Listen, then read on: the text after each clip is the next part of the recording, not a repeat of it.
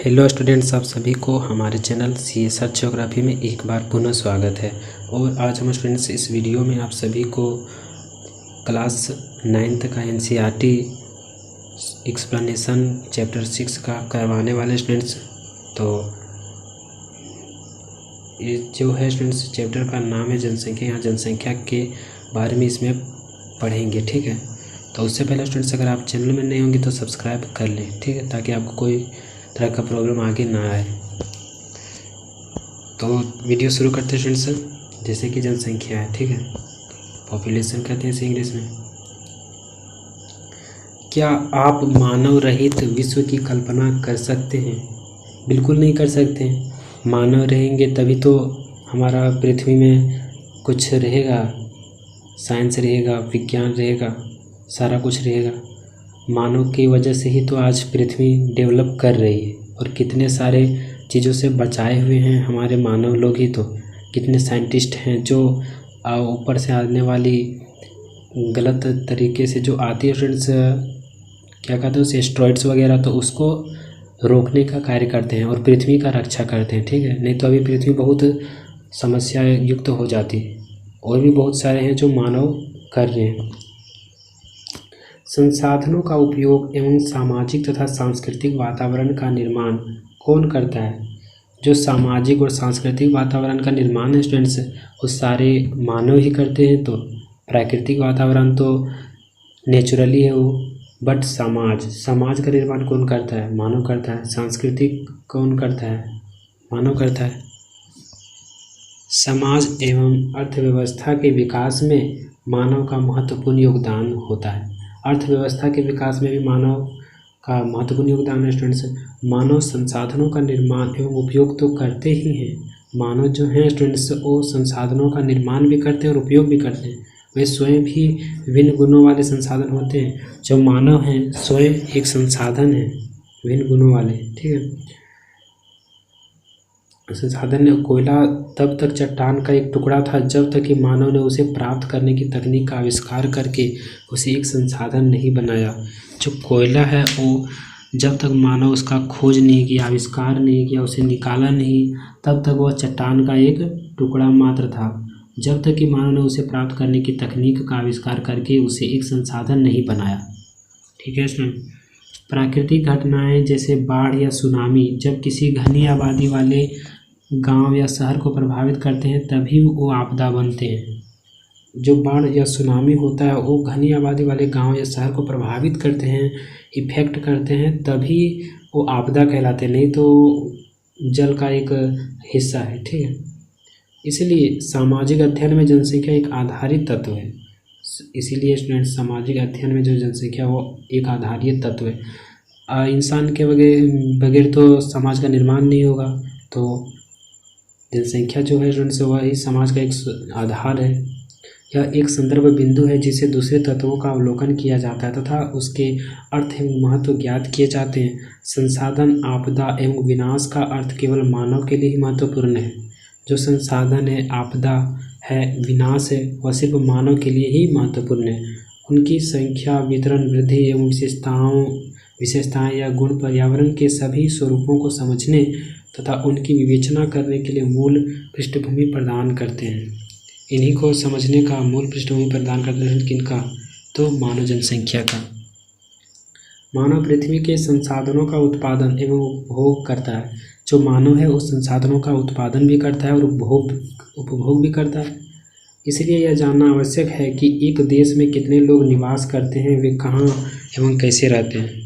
ये भी जानना जरूरी है स्टूडेंट्स कि एक देश में कितने लोग निवास करते हैं और वह कहाँ, वह कैसे रहते हैं। तो ये तो जनगणना के माध्यम से पता चलता है स्टूडेंट्स, ठीक है। उनकी संख्याओं में वृद्धि क्यों हो रही है तथा उनकी कौन कौन सी विशेषताएं हैं। सभी की कुछ कुछ विशेषताएं होती हैं स्टूडेंट्स, और संख्या में तो वृद्धि होती ही रहती है। भारतीय जनगणना हमारे देश की जनसंख्या से संबंधित जानकारी हमें प्रदान करती है। जो भारतीय जनगणना है स्टूडेंट्स, जो घरों में जाकर जनगणना का कार्य पूरा किया जाता है, वो हमें क्या जानकारी देती है? तो हमारे देश की जनसंख्या से संबंधित जानकारी देती है। जैसे कि कितने लोग गांव से हैं, कितने लोग शहर से हैं, कितने महिलाएं, कितने पुरुष हैं, कितने बच्चे हैं, ये सारा कुछ, ठीक है। सबसे पहले हम जनसंख्या से संबंधित 3 प्रमुख प्रश्न पर विचार करेंगे। तो देखते हैं स्टूडेंट्स क्या विचार करना है। जनसंख्या का आकार एवं वितरण, लोगों की संख्या कितनी है तथा वे कहाँ निवास करते हैं। जो लोग हैं स्टूडेंट्स वो उसकी कितनी संख्या है, कितने लोग हैं किसी देश में, यानी कि भारत का ये बात करें तो भारत में कितने लोग हैं और वे कहाँ निवास करते हैं, गांव में निवास करते हैं या शहर में निवास करते हैं। तो इस प्रकार से है स्टूडेंट्स। एक क्वेश्चन हो गया। फिर जनसंख्या वृद्धि एवं जनसंख्या परिवर्तन की प्रक्रिया, इसमें है स्टूडेंट्स समय के साथ जनसंख्या वृद्धि एवं इसमें परिवर्तन कैसे हुआ, किस प्रकार से हुआ, तो उसका सारा ब्यौरा। ठीक है। जनसंख्या के गुण या विशेषताएं, जनसंख्या का जो गुण है और जैसे कि किस प्रकार का जनसंख्या, जैसे साक्षरता, कितने लोग पढ़े लिखे हैं, कितने लोग अनपढ़ हैं, तो ये सारा कुछ है स्टूडेंट्स। उनकी उम्र, लिंगानुपात, साक्षरता स्तर, व्यावसायिक संरचना तथा स्वास्थ्य की अवस्था क्या है, तो एक सारा कुछ। ठीक है स्टूडेंट्स। जनसंख्या का आकार एवं वितरण, अब इसमें हम लोग को पढ़ना है जनसंख्या का आकार, जनसंख्या का आकार और वितरण, कहाँ कितना निवास करती है। ठीक है। भारत की जनसंख्या का आकार एवं संख्या के आधार पर वितरण, यहाँ देखिएगा स्टूडेंट्स, आकार एवं संख्या के आधार पर वितरण। ठीक है। मार्च 2011 तक भारत की जनसंख्या 12,106 लाख थी, 12,106 लाख थी स्टूडेंट्स, जो कि विश्व की कुल जनसंख्या का 17.5% यानी 17.5% था। यह 12.1 करोड़ लोग भारत के 32.8 लाख वर्ग किलोमीटर विश्व के स्थलीय भूभाग का 2.4% के विशाल क्षेत्र में समान रूप से वितरित हुए हैं। जो हम लोग का है स्टूडेंट्स 12,106 लाख। ठीक है। तो एक कहाँ कितने भूमि में निवास करती है, तो 32.8 लाख वर्ग किलोमीटर क्षेत्रफल में, यानी कि विश्व का 2.4% हिस्सा है। आगे देखते हैं फ्रेंड्स। 2011 की जनगणना के अनुसार देश की सबसे अधिक जनसंख्या वाला राज्य उत्तर प्रदेश है। सबसे अधिक जनसंख्या वाला राज्य कौन सा है, उत्तर प्रदेश। ये क्वेश्चन आता है स्टूडेंट्स। ठीक है। जहाँ की कुल आबादी 1990 लाख है, 1990 लाख है स्टूडेंट्स। उत्तर प्रदेश में देश की कुल जनसंख्या का 16% हिस्सा निवास करता है। उत्तर प्रदेश जो है सो देश की कुल जनसंख्या का 16% हिस्सा निवास करता है, यानी कि देश में 100% जो जनसंख्या है उसमें 100% में से 16% उत्तर प्रदेश में ही निवास करता है। दूसरी ओर हिमालय क्षेत्र के राज्य सिक्किम की आबादी केवल 6 लाख ही है। जो सिक्किम है स्टूडेंट्स, आपको पता होगा शायद, जो सिक्किम है स्टूडेंट्स वहाँ केवल 6 लाख ही जनसंख्या, और यहाँ उत्तर प्रदेश में 1990 लाख, 1-2 लाख की बात नहीं हो रहा, 1990 लाख, और यहाँ 6 लाख। ठीक है। तो निश्चित रूप से यहाँ की जनसंख्या कम होगा सिक्किम का। तथा लक्षद्वीप में केवल 64,429 हजार लोग निवास करते हैं। अच्छा, 64,429 लोग निवास करते हैं। ठीक है फ्रेंड्स, इतने लोग निवास करते हैं कहाँ, लक्षद्वीप में, जो जल से घिरा हुआ है, समुद्री जल से। भारत की लगभग आधी आबादी केवल 5 राज्यों में निवास करती है। ये राज्य हैं उत्तर प्रदेश, महाराष्ट्र, बिहार, पश्चिम बंगाल एवं आंध्र प्रदेश। जो ये राज्य हैं, जो 5 राज्य हैं, उनमें भारत की आधा जनसंख्या यही निवास करती है। जैसे उत्तर प्रदेश हो गया, महाराष्ट्र, बिहार, पश्चिम बंगाल एवं आंध्र प्रदेश। ठीक है। क्षेत्रफल की दृष्टि से राजस्थान सबसे बड़ा राज्य है। क्षेत्रफल का बात किया जाए स्टूडेंट्स, जो सबसे अधिक भूमि है या भूमि क्षेत्र है तो राजस्थान के पास है, जिसकी आबादी भारत की कुल जनसंख्या का केवल 5.5% है। उत्तर प्रदेश का कितना है, 16%, और राजस्थान का कितना है, 5.5%। तो अंदाज़ा लगाया जा सकता है। घनत्व के आधार पर भारत में जनसंख्या वितरण, जनसंख्या घनत्व असमान वितरण का बेहतर चित्र प्रस्तुत करता है। जो जनसंख्या घनत्व स्टूडेंट्स कहीं ज़्यादा कहीं कम है तो एक चित्र प्रस्तुत करता है। प्रति इकाई क्षेत्रफल में रहने वाले लोगों की संख्या को जनसंख्या घनत्व कहते हैं। ये आपका क्या हो गया, परिभाषा हो गया। आप इसको परिभाषा के रूप में प्रयोग कर सकते हैं।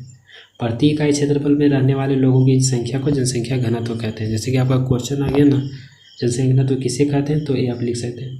भारत विश्व के घनी आबादी वाले देशों में से एक है। जो भारत है विश्व के घनी आबादी वाले देशों में से एक है। ठीक है। फिर 2011 में भारत का जनसंख्या घनत्व 382 व्यक्ति प्रति वर्ग किलोमीटर था। जो भारत का जनसंख्या घनत्व था 382 व्यक्ति पर एक प्रति वर्ग किलोमीटर, मतलब 1 किलोमीटर में 382 व्यक्ति रहते हैं, मतलब औसत निकाला गया इसका, ठीक है। जहाँ बिहार का जनसंख्या घनत्व 1102 व्यक्ति प्रति वर्ग किलोमीटर है। जो बिहार स्टूडेंट्स है वो 1 किलोमीटर में 1102 व्यक्ति निवास करते हैं। वहीं अरुणाचल प्रदेश में यह 17 व्यक्ति प्रति वर्ग किलोमीटर है, ठीक है। अरुणाचल प्रदेश में स्टूडेंट्स 1 किलोमीटर में 17 व्यक्ति निवास करते हैं। राज्य स्तरीय जनसंख्या घनत्व क्या असमान वितरण को दर्शाता है? कौन सा? 6.3 का चित्र, ये वाला स्टूडेंट्स।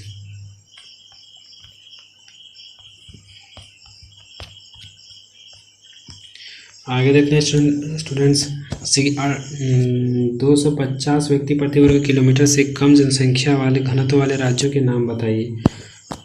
ये आपको बताने का बोला स्टूडेंट्स है। 250 व्यक्ति प्रति वर्ग किलोमीटर से कम जनसंख्या घनत्व वाले राज्यों के नाम बताइए। पर्वतीय क्षेत्र तथा प्रतिकूल जलवायु अवस्थाएं, पर्वतीय क्षेत्र तथा प्रतिकूल जलवायु अवस्थाएं जैसे कि कहीं निवास रहने योग्य जगह नहीं, जैसे पर्वत है तो वहाँ बर्फ गिरती रहेगा तो इंसान कैसे निवास कर पाएगा बढ़िया से, वहाँ ज़्यादा जनसंख्या घनत्व नहीं होगी, वहाँ कम होगा, ठीक है। अवस्थाएं, इन क्षेत्रों की विरल जनसंख्या के लिए उत्तरदायी है। यही अवस्था है स्टूडेंट्स जिससे की वजह से विरल जनसंख्या हो जाती है, ठीक है। किस राज्य का जनसंख्या घनत्व 250 व्यक्ति प्रति वर्ग किलोमीटर से भी कम है और क्यों? तो वहाँ निश्चित रूप से कुछ ना कुछ कारण होगा, तभी तो वहाँ कम है, ठीक है। असम एवं अधिकतर प्रायद्वीपीय राज्यों का जनसंख्या घनत्व मध्यम है। जो असम है एवं अधिकतर प्रायद्वीपीय राज्य हैं उनकी जनसंख्या घनत्व मध्यम है, ना ही ज़्यादा है ना ही कम है, ठीक है। पहाड़ी कटे छठे एवं पथरीले भूभाग, मध्यम से कम वर्षा, छिछली एवं कम उपजाऊ मिट्टी इन राज्यों के जनसंख्या घनत्व को प्रभावित करती है। जो पहाड़ी इलाका होता है वहाँ घर वगैरह बनाने में बहुत समस्या होता है। और कटे छठे एवं पथरीले भूभाग, जो पथरीले भूभाग होते हैं वहाँ भी बहुत समस्या होती है। मध्यम से कम वर्षा, वहाँ वर्षा भी नहीं होगी तो खेती वगैरह कैसे करेंगे लोग। छिछली एवं कम उपजाऊ मिट्टी, जहाँ मिट्टी बढ़िया नहीं रहेगा वहाँ तो किसी प्रकार से भी खेती नहीं किया जा सकता। इन राज्यों के जनसंख्या घनत्व को प्रभावित करती है। तो यही सब कारण जिससे जनसंख्या घनत्व प्रभावित होती है। उत्तरी मैदानी भाग एवं दक्षिण में केरल का जनसंख्या घनत्व बहुत अधिक है। जो उत्तरी मैदानी भाग है स्टूडेंट्स और दक्षिण में केरल का जनसंख्या घनत्व बहुत अधिक है, क्योंकि यहाँ समतल मैदान एवं उपजाऊ मिट्टी पाई जाती है। जहाँ समतल मैदान है, उपजाऊ मिट्टी है, वर्षा होती है बढ़िया से, तो वहाँ क्यों नहीं पाया जाएगा। वहाँ अच्छा शिक्षा के केंद्र हैं, मेडिकल सुविधा है स्टूडेंट्स, तो वहाँ बिल्कुल से व्यक्ति निवास करेंगे। रोजगार का सुविधा है, ठीक है, तथा पर्याप्त मात्रा में वर्षा होती है। उत्तरी मैदान के अधिक जनसंख्या घनत्व वाले 3 राज्यों के नाम बताएं।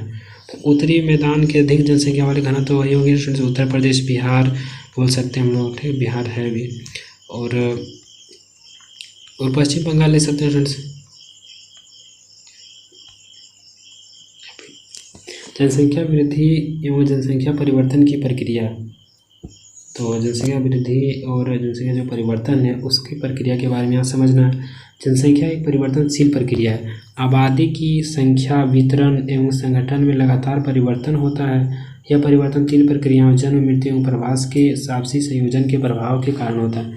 होता क्या है स्टूडेंट्स कि कभी जैसे जन्म हुआ किसी बच्चे का तो वहाँ का जनसंख्या बढ़ रहा है और मृत्यु हुआ तो वहाँ घट रहा है, तो इससे परिवर्तन तो हो रहा है, डिफरेंस हो रहा है, मतलब कि चेंज हो रहा है। ज़्यादा था कम हो गया, कम था तो ज़्यादा हो गया। और प्रवास है स्टूडेंट्स, जैसे कि किसी जगह से किसी दूसरी जगह जाके बस जाते हैं लोग, तो बस जाते हैं, माइग्रेट कर जाते हैं, तो फिर वहाँ का जनसंख्या, एक जगह का तो जनसंख्या कम हो गया, फिर दूसरी जगह जहाँ गया वहाँ बढ़ गया, तो ये है परिवर्तन, ठीक है, जनसंख्या परिवर्तन। अब जनसंख्या वृद्धि देखते हैं फ्रेंड्स।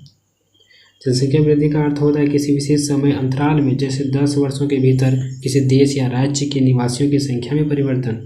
इस प्रकार के परिवर्तन को 2 प्रकार से व्यक्त किया जा सकता है। पहला सापेक्ष वृद्धि तथा दूसरा प्रतिवर्ष होने वाले प्रतिशत परिवर्तन के द्वारा। तो जनसंख्या वृद्धि को डिफाइन करने का प्रयास कर रहे हैं स्टूडेंट्स। प्रत्येक वर्ष या एक दशक में बड़ी जनसंख्या कुल संख्या में वृद्धि का परिमाण है। पहले की जनसंख्या जैसे 2001 की जनसंख्या को बाद की जनसंख्या 2011 की जनसंख्या से घटाकर इसे प्राप्त किया जाता है। जैसे कि 10 वर्षों का जो है, जैसे कि 2011 है, तो यहाँ की जो अभी वर्तमान की जनसंख्या जो होगी 2011 की और 2001 की वर्तमान की जनसंख्या से घटाएंगे, ठीक है। तो उसके बाद जो जनसंख्या निकलेगी उसे निरपेक्ष वृद्धि कहा जाता है, यानी कि वो जो वृद्धि हुआ है, ठीक है, बढ़ा है उतना। जनसंख्या की वृद्धि का दर दूसरा महत्वपूर्ण पहलू है। इसका अध्ययन प्रतिवर्ष प्रतिशत में किया जाता है। जैसे जो जनसंख्या है इसका प्रतिशत में किया जाता है अध्ययन। अब यहाँ देख पा रहे हैं कि कितनी जनसंख्या का वृद्धि दर हो रहा है, ठीक है। यहाँ से बढ़ा फिर बढ़ा थोड़ा कम होता जा रहा है। यहाँ पर आप देखिए जनसंख्या 10 लाख में कुल जनसंख्या इधर से सीधे बढ़ता ही जा रहा है स्टूडेंट्स, ठीक है। प्रतिवर्ष 2% वृद्धि की दर का अर्थ है कि दिए हुए किसी वर्ष की मूल जनसंख्या में प्रत्येक 100 व्यक्तियों पर 2 व्यक्तियों की वृद्धि, ठीक है। उनसे प्रतिवर्ष 2% वृद्धि की दर का अर्थ है मतलब 2% अगर वृद्धि हो रहा है तो उसमें क्या है कि उसमें मूल जनसंख्या में 100 व्यक्तियों पर 2 व्यक्तियों की वृद्धि, इसे वार्षिक वृद्धि दर कहा जाता है। भारत की आबादी 1951 में 6,310 लाख में से बढ़कर 2011 में 12,100 लाख हो गई। यहाँ देखिए 3,610 लाख थी 1951 में, और 2011 में क्या हुआ कि 12,100 लाख हो गई। कितना ज़्यादा परिवर्तन हुआ। फिर सारणी 6.1 चित्र में दर्शाते हैं कि 1951 से 81 तक जनसंख्या की वार्षिक वृद्धि दर नियमित रूप से बढ़ रही थी। ये जनसंख्या में तीव्र वृद्धि की व्याख्या करता है। 1951 में 3,610 लाख से 1981 में 6,830 लाख हो गई। इतना वृद्धि हुआ है स्टूडेंट्स। किंतु 1981 से वृद्धि दर धीरे धीरे कम होने लगी। इस दौरान जन्म दर में तेज़ी से कमी आई। फिर भी 1981 जो है स्टूडेंट्स उससे वृद्धि दर धीरे धीरे कम होने लगी। शिक्षा का स्तर बढ़ता गया, ठीक है। तो उसी कारण से केवल 1990 में कुल जनसंख्या में 1,820 लाख की वृद्धि हुई थी। इतनी बड़ी वार्षिक वृद्धि इससे पहले कभी नहीं हुई। जो 1990 का दशक है स्टूडेंट्स, वहाँ कुल जनसंख्या में 1,820 लाख की वृद्धि हो गई अचानक। इस पर ध्यान देना आवश्यक है कि भारत की आबादी बहुत अधिक है। जब विशाल जनसंख्या में कम वार्षिक दर लगाया जाता है तब इसमें सापेक्ष वृद्धि बहुत अधिक होती है। जब 10 करोड़ जनसंख्या में न्यूनतम दर से भी वृद्धि होती है तब भी जुड़ने वाले लोगों की कुल संख्या बहुत अधिक होती है। भारत की वर्तमान जनसंख्या में वार्षिक वृद्धि संसाधनों एवं पर्यावरण के संरक्षण को निष्क्रिय करने के लिए पर्याप्त है। भारत की जो वर्तमान जनसंख्या है स्टूडेंट्स वो वार्षिक वृद्धि संसाधनों एवं पर्यावरण के संरक्षण को निष्क्रिय करने के लिए पर्याप्त है। जितना भी जनसंख्या है स्टूडेंट्स संसाधनों का दोहन करता जा रहा है और इसे बर्बाद करने के लिए इतना ही लोग काफ़ी हैं, ठीक है। वृद्धि दर में कमी जन्म दर नियंत्रण के लिए किए जा रहे प्रयासों की सफलता को प्रदर्शित करता है। जो वृद्धि दर में कमी हो रहा है और जन्म दर नियंत्रण के लिए किए जा रहे प्रयास की सफलता को दिखा रहा है। इसके बावजूद जनसंख्या की वृद्धि जारी है। 2045 तक भारत चीन को पीछे छोड़ते हुए विश्व का सबसे अधिक आबादी वाला देश बन सकता है, ठीक है, बन सकता है। जनसंख्या वृद्धि या परिवर्तन की प्रक्रिया। जनसंख्या में होने वाले परिवर्तन की 3 मुख्य प्रक्रियाएं हैं: जन्म दर, मृत्यु दर एवं प्रवाह। जन्म दर एवं मृत्यु दर के बीच का अंतर जनसंख्या की प्राकृतिक वृद्धि है। जो जन्म दर और मृत्यु दर है स्टूडेंट्स उसके बीच की जो है ना संख्या उसी को प्राकृतिक वृद्धि कहते हैं। एक वर्ष में प्रति 1000 व्यक्तियों में जितने जीवित बच्चों का जन्म होता है, एक वर्ष में, एक साल में प्रति 1000 व्यक्तियों में जितने जीवित बच्चों का जन्म होता है उसे जन्म दर कहते हैं। यह वृद्धि का एक प्रमुख घटक है क्योंकि भारत में हमेशा जन्म दर मृत्यु दर से अधिक रहा है। आज भी स्टूडेंट्स मृत्यु दर से ज़्यादा जन्म दर हो रहा है, ठीक है। एक वर्ष में प्रति 1000 व्यक्तियों में मरने वालों की संख्या को मृत्यु दर कहा जाता है। ये आपका डेफिनेशन लिखने में काम आएगा स्टूडेंट्स, इसको अंडरलाइन आप कर लीजिएगा। ठीक है, एक वर्ष में एक साल में प्रति 1000 व्यक्तियों में मरने वालों की संख्या को 1000 व्यक्ति है उसमें जितनी संख्या मरती है उसको मृत्यु दर कहा जाता है। मृत्यु दर में तेज गिरावट भारत की जनसंख्या में वृद्धि की दर का मुख्य कारण है। बहुत तेज गिरावट आ रहा है जिसकी वजह से जनसंख्या वृद्धि और बढ़ता जा रहा है। 1980 तक उच्च जन्म दर एवं मृत्यु दर में लगातार गिरावट के कारण जन्म दर तथा मृत्यु दर में काफ़ी बड़ा अंतर आ गया। जो 1980 तक उच्च जन्म दर एवं मृत्यु दर में लगातार गिरावट हो रही थी उससे जन्म दर तथा मृत्यु दर में काफ़ी बड़ा अंतर आ गया था। इसके कारण जनसंख्या वृद्धि दर अधिक हो गई। 1981 से धीरे धीरे जन्म दर में गिरावट आनी शुरू हुई जिसके परिणाम स्वरूप जनसंख्या वृद्धि दर में भी गिरावट आई। इस प्रकार के चलन का क्या कारण है? जैसे महामारी वगैरह कुछ होगा स्टूडेंट्स, ठीक है, तो किसी कारण से ही हुआ था जनसंख्या कम। उसके बाद 1990 में तो बहुत अधिक बढ़ चुका था। ठीक है, जनसंख्या वृद्धि का तीसरा घटक है प्रवास। तीसरा घटक जो है स्टूडेंट्स प्रवास है। प्रवास माइग्रेशन है, जो कहीं जाकर बस जाते हैं लोग अपने निवास स्थान से। ठीक है, तो वो हो गया प्रवास, और उसी के कारण से जहाँ से गया वहाँ जनसंख्या कम हो गई, जहाँ पर पहुँचा वहाँ पर जनसंख्या का वृद्धि हुआ। लोगों का एक क्षेत्र से दूसरे क्षेत्र में चले जाने को प्रवास कहते हैं। आप डिफिनीशन के रूप में लिख सकते हैं। प्रवास आंतरिक देश के भीतर या अंतर्राष्ट्रीय देशों के बीच हो सकता है। ये देश के भीतर भी और देश के बाहर भी हो सकता है स्टूडेंट्स। आंतरिक प्रवास जनसंख्या के आकार में कोई परिवर्तन नहीं लाता है। आंतरिक प्रवास जो है इंटरनल माइग्रेशन और कभी भी जनसंख्या में परिवर्तन नहीं लाता है, लेकिन यह एक देश के भीतर जनसंख्या के वितरण को प्रभावित करता है। ठीक है, जनसंख्या वितरण एवं उसके घटकों को परिवर्तित करने में प्रवास की महत्वपूर्ण भूमिका होती है। जो जनसंख्या वितरण है और उसके घटक हैं उसको परिवर्तित करने में प्रवास की महत्वपूर्ण घटक है। ठीक है, भारत में अधिकतर प्रवास ग्रामीण से शहरी क्षेत्रों की ओर होता है, क्योंकि ग्रामीण क्षेत्रों से अपकर्षण, ग्रामीण क्षेत्र में जैसे कि है स्टूडेंट्स क्या है कि ग्रामीण क्षेत्रों में लोग रहते हैं तो वहाँ पर आपका रोज़गार का सुविधा बढ़िया से नहीं मिलता होगा, शिक्षा का सुविधा नहीं मिलता होगा, स्वास्थ्य का सुविधा नहीं मिलता होगा, रहन सहन की दशाएँ थोड़ा लो टाइप की होती होगी, तो उसके कारण से स्टूडेंट्स शहरों की तरफ लोगों का आकर्षण बढ़ता है, उसी को अपकर्षण कहते हैं, पुश कारक। ठीक है, प्रभावी होती है। ये ग्रामीण क्षेत्रों में गरीबी एवं बेरोजगारी की प्रतिकूल अवस्थाएं हैं तथा नगर का अभिकर्षण प्रभाव रोजगार में वृद्धि एवं अच्छे जीवन स्तर को दर्शाता है। अच्छा, अभिकर्षण जो है स्टूडेंट्स पुल फैक्टर रोजगार में वृद्धि एवं अच्छे जीवन स्तर को दर्शाता है। ठीक है, आगे देखते हैं। प्रवास जनसंख्या परिवर्तन का एक महत्वपूर्ण घटक है। जो प्रवास है वो जनसंख्या परिवर्तन यानी पॉपुलेशन चेंजिंग का एक घटक है स्टूडेंट्स। ये केवल जनसंख्या के आकार को ही प्रभावित नहीं करता बल्कि उम्र एवं लिंग के दृष्टिकोण से नगरीय एवं ग्रामीण जनसंख्या की संरचना को भी परिवर्तित करता है। जो नगरीय एवं ग्रामीण जनसंख्या की संरचना होती है उसे भी प्रभावित करता है। भारत में ग्रामीण नगरीय प्रवास के कारण शहरों तथा नगरों की जनसंख्या में नियमित वृद्धि हुई है। आज भी स्टूडेंट्स बहुत सारे लोग जाते हैं गाँव से शहरों की ओर जाते हैं, जैसे सूरत हो गया, मुंबई हो गया, जहाँ मन बुझाए वहाँ जाता है स्टूडेंट्स। मतलब कि रोज़गार की तलाश में जाते हैं, कोई पढ़ने की तलाश में जाते हैं, बढ़िया पढ़ाई करना है, जैसे कोई बढ़िया यूनिवर्सिटी मिल गया तो वहाँ जाके रहने लगे, तो वहाँ की जनसंख्या में वृद्धि हुई। ठीक है, 1951 में कुल जनसंख्या की 17.29% नगरीय जनसंख्या थी। जो 1951 का साल था स्टूडेंट्स, उस समय कुल जनसंख्या में 17.29% नगरीय जनसंख्या थी यानी शहरी जनसंख्या थी। जो 2011 में कितना हुआ स्टूडेंट्स, तो 31.80% हो गया, यानी कि शहरी जनसंख्या में वृद्धि हुई, नगरीय जनसंख्या में वृद्धि हुआ। ठीक है, के भीतर 10 लाख से अधिक, एक दशक 2001 से 2011 के भीतर 10 लाख से अधिक जनसंख्या वाले नगरों की संख्या 35 से बढ़कर 53 हो गई। बहुत बढ़ गया स्टूडेंट्स। जैसा मांग हो रहा है, जनसंख्या बढ़ रही है, तो सभी को रोज़गार चाहिए। रोज़गार की तलाश में लोग शहरों में जाते हैं और शहरों की जनसंख्या में वृद्धि कर देते हैं। ठीक है, आयु संरचना। किसी देश में जनसंख्या की आयु संरचना वहाँ के विभिन्न आयु समूहों के लोगों की संख्या को बताता है।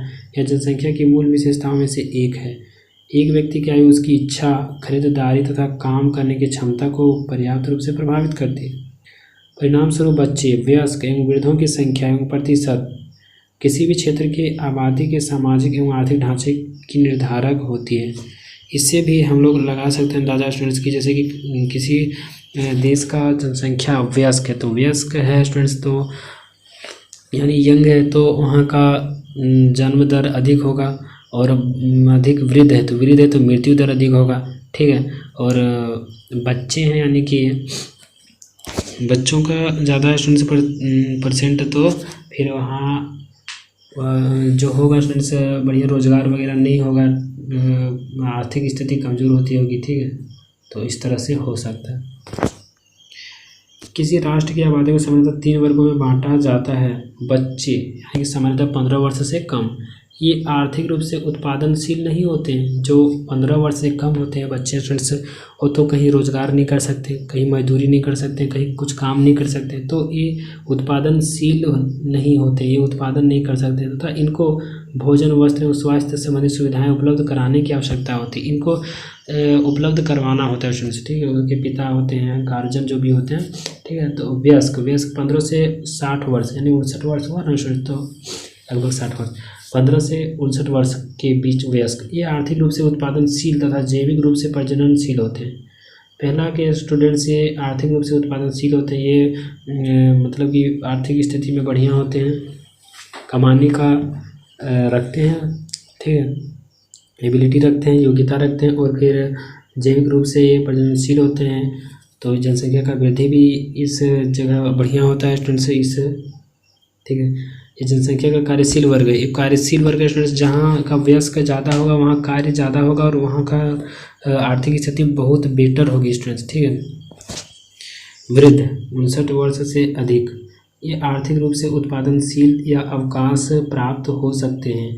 जो वृद्ध है स्टूडेंट्स 60-59 वर्ष से अधिक है, तो ये आर्थिक रूप से उत्पादनशील या अवकाश प्राप्त हो सकते हैं। अवकाश प्राप्त यानी कि रिटायर हो सकते हैं, ठीक है। ये स्वैच्छिक रूप से कार्य कर सकते हैं, अपनी इच्छा के अनुसार कर सकते हैं फ्रेंड्स, लेकिन भर्ती प्रक्रिया के दौरान इनकी नियुक्ति नहीं होती है, इनकी नियुक्ति कहीं नहीं होती वृद्धावस्था में, ठीक है। बच्चों तथा वृद्धों का प्रतिशत जनसंख्या के आश्रित अनुपात को प्रभावित करता है। जो बच्चे होते हैं और वृद्ध होते हैं वो आश्रित जनसंख्या को प्रभावित करते हैं, मतलब कि प्रदर्शित करते हैं। बच्चों को भी वयस्क की उत्पादनशीलता के कारण ही उन्हें खाना, भोजन, वस्त्र वगैरह मिलता है स्टूडेंट्स, और वृद्धों को भी, क्योंकि ये समूह उत्पादक नहीं होते हैं। भारत की जनसंख्या में इन तीनों समूहों के अनुपात को चित्र 6.5 में दर्शाया गया है। तो यहाँ आप देख सकते हैं स्टूडेंट्स, वयस्क 58%, वृद्ध 6.9%, बच्चे 34.4% है। लिंग अनुपात, प्रति 1000 पुरुषों पर महिलाओं की संख्या को लिंग अनुपात कहा जाता है। ये आपका डिफिनेशन है स्टूडेंट्स, इसको आप लिख सकते हैं या अंडरलाइन कर सकते हैं। यह जानकारी किसी दिए गए समय में समाज में पुरुषों एवं महिलाओं के बीच समानता की सीमा मापने के लिए एक महत्वपूर्ण सामाजिक सूचक है। एक सामाजिक सूचक है स्टूडेंट, जैसे 1000 पुरुषों में कितनी महिलाएं हैं, ठीक है। तो देश में लिंग अनुपात प्रायः महिलाओं के पक्ष में नहीं होता है। जो लिंग अनुपात है स्टूडेंट्स वो महिलाओं के पक्ष में नहीं होता है। ऐसा क्यों होता है, इसका पता लगाइए। सन 1951 से 2011 के बीच के लिंग अनुपात को 6.2 में दर्शाया गया है। देखिए यहाँ पर 1951 में प्रति 1000 पुरुषों में महिलाएं 946, फिर 41, 30 होते होते 943 स्टूडेंट सभी 2011 के अनुसार, ठीक है।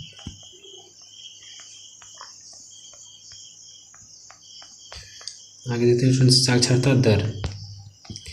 साक्षरता किसी जनसंख्या का बहुत ही महत्वपूर्ण गुण है। स्पष्टता केवल एक शिक्षित और जागरूक नागरिक ही बुद्धिमत्तापूर्ण निर्णय ले सकता है तथा शोध एवं विकास के कार्य कर सकता है। साक्षरता स्तर में कमी आर्थिक प्रगति में एक गंभीर बाधा है।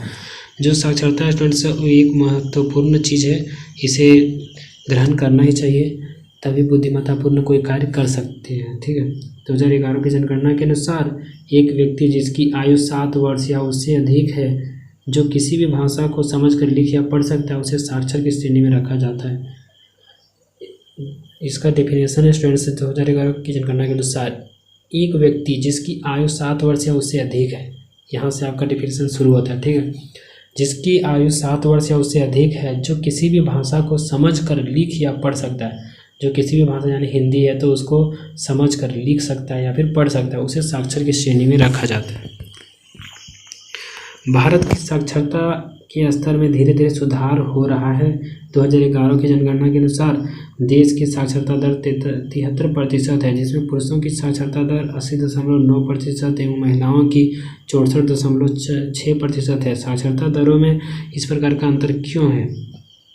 तो है जैसे कि पुरुषों को पढ़ाने के लिए अधिक ध्यान दिया जाता है, महिलाओं को नहीं ध्यान दिया जाता है, तो उसके कारण से महिलाओं थोड़ा पिछड़ी हो चुकी है, ठीक है, अनपढ़ टाइप की है। और फिर भी स्टूडेंट्स अब तो उनको भी बराबरी का हिस्सा है स्टूडेंट्स, वो किसी भी तरह से किसी के मामले में कमज़ोर नहीं आज की महिलाएं, ठीक है, और होनी भी चाहिए बढ़िया, ठीक है। पुरुषों को पीछे छोड़ते हुए आगे निकल रही है स्टूडेंट्स, तो ये भी बहुत ही बढ़िया शुभ समाचार है। और देखते हैं फिर व्यावसायिक संरचना। आर्थिक रूप से क्रियाशील जनसंख्या का प्रतिशत विकास का एक महत्वपूर्ण सूचक होता है। विभिन्न प्रकार के व्यवसायों के अनुसार किए गए जनसंख्या के वितरण को व्यावसायिक संरचना कहा जाता है। जो विभिन्न प्रकार का जो व्यावसायिक कार्य है स्टूडेंट्स, तो उसी को व्यावसायिक संरचना कहा जाता है।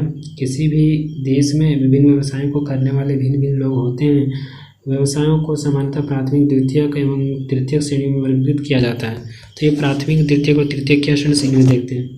प्राथमिक है, इनमें कृषि, पशुपालन, वृक्षारोपण एवं मछली पालन तक खनन आदि क्रियाएँ शामिल हैं। ये प्राथमिक क्रियाएँ हैं स्टूडेंट्स। द्वितीयक में है, द्वितीय क्रियाकलाप उत्पादन करने वाले उद्योग, भवन एवं निर्माण कार्य आते हैं। जो कारखाने हैं स्टूडेंट्स, भवन, उद्योग वगैरह है, तो वो सारा है। तृतीय क्रियाकलापों में परिवहन, संचार, वाणिज्य, प्रशासन एवं सेवाएं शामिल है। यहाँ सर्विस प्रदान किया जाता है, ठीक है। विकसित एवं विकासशील देशों में विभिन्न क्रियाकलापों में कार्य करने वाले लोगों का अनुपात अलग अलग होता है। जो विकसित और विकासशील देश होते हैं वहाँ का कार्य करने का अनुपात अलग अलग होता है। से जो विकसित देश होते हैं वहाँ बढ़िया होता है, और विकासशील में थोड़ा विकसित बनने का प्रयास करता है, यानी कि थोड़ा अलग टाइप का यहाँ पर उतना बढ़िया एबिलिटी नहीं प्राप्त होती, जिसके कारण वो विकासशील देश के रूप में होता है, ठीक है। विकसित देशों में द्वितीयक एवं तृतीय क्रियाकलापों में कार्य करने वाले लोगों की संख्या का अनुपात अधिक होता है। ये वाला मेन चीज़ है स्टूडेंट्स की विकसित देशों में जो है सो द्वितीयक, तृतीयक क्रियाकलापों में कार्य करने वाले लोगों की संख्या अधिक होती है, क्योंकि वहाँ खेती वगैरह उतना नहीं करते हैं, ठीक है, और पशुपालन वगैरह भी नहीं करते। तो ये स्टूडेंट्स फिर विकासशील देशों में प्राथमिक क्रियाकलापों में कार्यरत लोगों का अनुपात अधिक होता है। जो विकासशील देश हैं, जो बढ़िया से विकास नहीं कर सके हैं, तो वो किस में होते हैं, तो प्राथमिक क्रिया यानी खेती बाड़ी में होते हैं, फिर कृषि, पशुपालन वगैरह, यही सब मत्स्य पालन वगैरह में होते हैं, ठीक है। भारत में कुल जनसंख्या का 64% केवल कृषि कार्य करता है। 64% है स्टूडेंट्स जो कृषि कार्य करता है, ठीक है। द्वितीय एवं तृतीय क्षेत्रों में कार्यरत लोगों की संख्या का अनुपात क्रमशः 13 तथा 20% है। वर्तमान समय में बढ़ते हुए औद्योगिकरण एवं शहरीकरण में वृद्धि होने के कारण द्वितीय एवं तृतीय क्षेत्र में व्यावसायिक परिवर्तन हुआ है।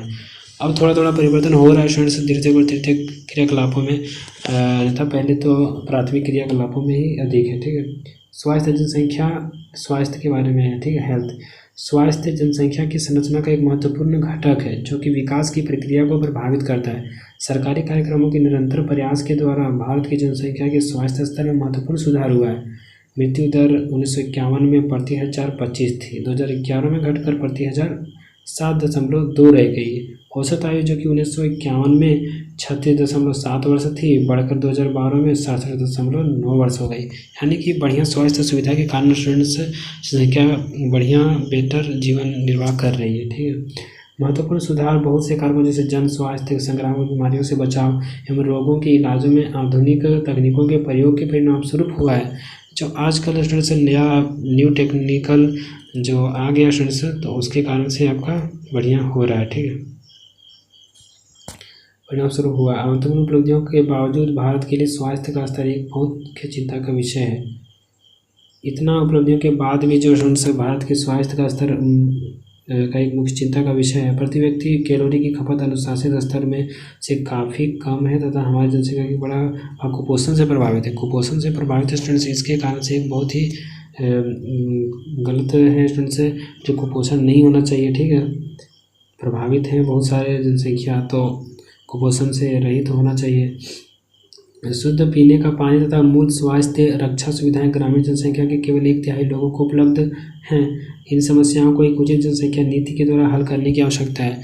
बहुत सारी जगह जहाँ पर बढ़िया से पानी वगैरह सुविधा नहीं हो पाती है, थोड़ा दिक्कत हो जाता है स्टूडेंट्स, और स्वास्थ्य सुविधा का भी नहीं सुविधा हो पाती, तो वहाँ थोड़ा और दिक्कत हो जाता है स्टूडेंट्स। किशोर जनसंख्या। भारत की जनसंख्या का सबसे महत्वपूर्ण लक्षण इसकी किशोर जनसंख्या का आकार है। यह भारत की कुल जनसंख्या का 5वां भाग किशोर प्राय 10 से 19 वर्ष की आयु वर्ग के होते हैं। ठीक है, किशोर जनसंख्या का जो आयु स्टूडेंट्स है वो 10 से 19 वर्ष होता है। ये भविष्य के सबसे महत्वपूर्ण मानव संसाधन है। किशोरों के लिए पोषक तत्वों की आवश्यकताएं बच्चों तथा वयस्कों से अधिक होती है। इनकी जो आवश्यकता होती है स्टूडेंट्स, किसकी आवश्यकता होती है?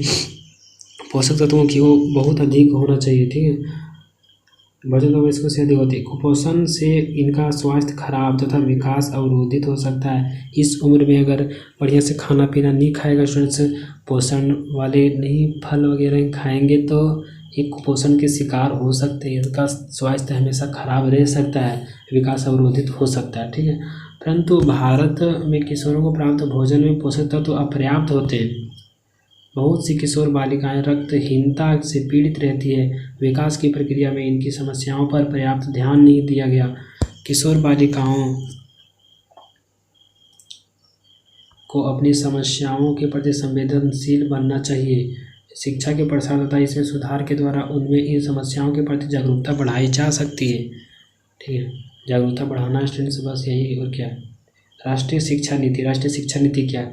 परिवारों के आकार को सीमित रखकर एक व्यक्ति के स्वास्थ्य एवं कल्याण को सुधारा जा सकता है। इस तथ्य को ध्यान में रखते हुए भारत सरकार ने 1952 में एक व्यापक परिवार नियोजन कार्यक्रम को प्रारंभ किया। परिवार कल्याण कार्यक्रम जिम्मेदार तथा सुनियोजित पितृत्व को बढ़ावा देने के लिए कार्यरत है। राष्ट्रीय जनसंख्या नीति क्या है स्टूडेंट्स? की परिवार के आकार को थोड़ा सीमित रखकर एक व्यक्ति के स्वास्थ्य एवं कल्याण को सुधारा जा सकता है। थोड़ा व्यक्ति को कम रख सकते हैं स्टूडेंट्स, जिससे बढ़िया बेटर सुविधा आप प्रदान कर पाएँ। ठीक है, भारत सरकार ने 1952 में एक व्यापक परिवार नियोजन कार्यक्रम को प्रारंभ किया। ये आपका क्वेश्चन हो सकता है, परिवार नियोजन कार्यक्रम कब प्रारंभ किया? 1952 में। परिवार कल्याण कार्यक्रम जिम्मेदार तथा सुनियोजित पितृत्व को बढ़ावा देने के लिए कार्यरत है। राष्ट्रीय जनसंख्या नीति 2000 कई वर्षों के नियोजित प्रयासों का परिणाम है। तो ये स्टूडेंट्स कितनी सारी समस्याओं के बाद राष्ट्रीय शिक्षा जनसंख्या नीति का आयोजन किया गया 2000 ईस्वी में। ठीक है, राष्ट्रीय शिक्षा नीति 2014 वर्ष से कम आयु के बच्चे को निःशुल्क शिक्षा प्रदान करने, शिशु मृत्यु दर को प्रति 1000 से 30 से कम करने, व्यापक स्तर पर टीकारोधी बीमारियों से बच्चों को छुटकारा दिलाने, लड़कियों की शादी की उम्र को बढ़ाने के लिए प्रोत्साहित करने तथा परिवार नियोजन को एक जन केंद्रित कार्यक्रम बनाने के लिए नीतिगत ढांचा प्रदान करता है। ये राष्ट्रीय जनसंख्या नीति है स्टूडेंट्स। ठीक है, इसमें इतना कुछ दिया हुआ है। राष्ट्रीय शिक्षा नीति 2000 और किशोर राष्ट्रीय, ठीक है, तो इसके बारे में पढ़ा। राष्ट्रीय शिक्षा नीति 2000 और किशोर के बारे में। राष्ट्रीय शिक्षा नीति 2000 ने किशोर या किशोरियों की पहचान जनसंख्या के उस प्रमुख भाग के रूप में की जिस पर बहुत ध्यान देने की आवश्यकता है। पोषणिक आवश्यकताओं के अतिरिक्त इस नीति में अवांछित गर्भधारण और यौन संबंधों से प्रसारित बीमारियों से किशोर या किशोरियों की संरक्षा जैसी अन्य महत्वपूर्ण आवश्यकताओं पर भी जोर दिया गया है। किसी प्रकार से इनकी कोई हानि न हो स्टूडेंट्स, इसके लिए बहुत सारे नियम कानून चलाए गए हैं। इसके द्वारा ऐसे कार्यक्रम चलाए गए जिनका उद्देश्य देर से विवाह, देर से संतानोत्पत्ति को प्रोत्साहित करना, किशोर या किशोरियों को असुरक्षित यौन संबंध के कुप्रभावों के बारे में शिक्षित करना, गर्भ निरोधक सेवाओं को पहुंच और खरीद के भीतर बनाना, खाद्य संपूरक और पोषणिक सेवाएं उपलब्ध करवाना और बाल विवाह को रोकने के कानूनों को सुदृढ़ करना। ये सारा सरकार हम लोग के लिए कर रही है स्टूडेंट्स। ठीक है, किसी भी राष्ट्र के लिए वहाँ के लोग बहुमूल्य संसाधन होते हैं। एक शिक्षित एवं स्वस्थ जनसंख्या ही कार्यक्रम शक्ति प्रदान करती है। तो ये है स्टूडेंट्स कि संसाधन, सबसे बहुमूल्य संसाधन वहाँ के व्यक्ति ही होते हैं। ये आपका एनसीईआरटी क्वेश्चन है स्टूडेंट्स, ये आपको नेक्स्ट वीडियो में आएगा। ठीक है, तो और चैनल में नहीं होंगे तो सब्सक्राइब कर लीजिए स्टूडेंट्स, ताकि आपको नेक्स्ट वीडियो भी आपको बढ़िया से मिल पाए। ठीक है, थैंक्स फॉर वॉचिंग स्टूडेंट्स, फिर मिलेंगे नई इंटरेस्टिंग वीडियो के साथ। जय हिंद, वंदे मातरम।